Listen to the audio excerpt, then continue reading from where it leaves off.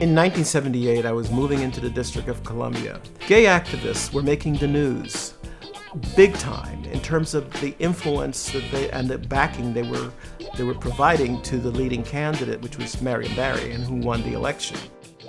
What I found as a black gay man was that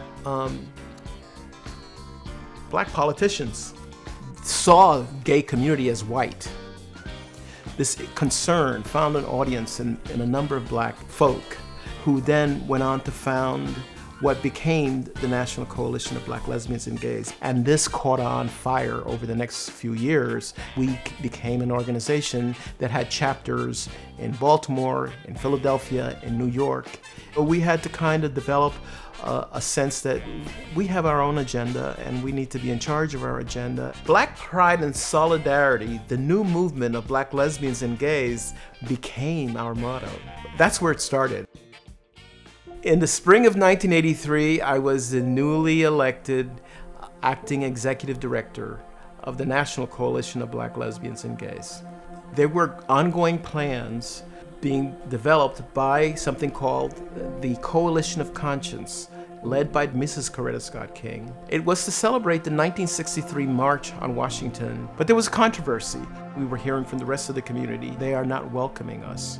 The black civil rights community had always had LGBT support and participation in the work that was engaged in during the 1960s.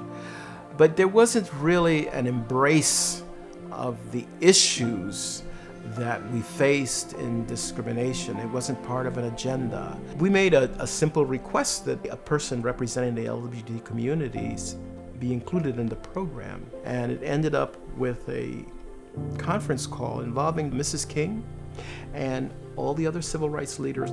They agreed to our demands. That was remarkable.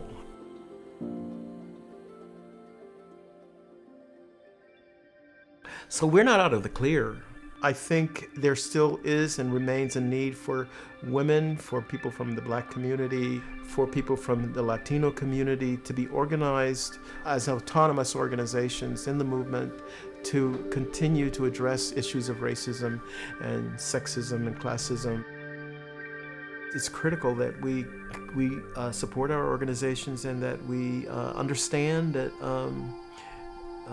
there isn't going to be one organization that's going to address all of our needs. We're going to have a multiplicity of organizations that give voice to community need.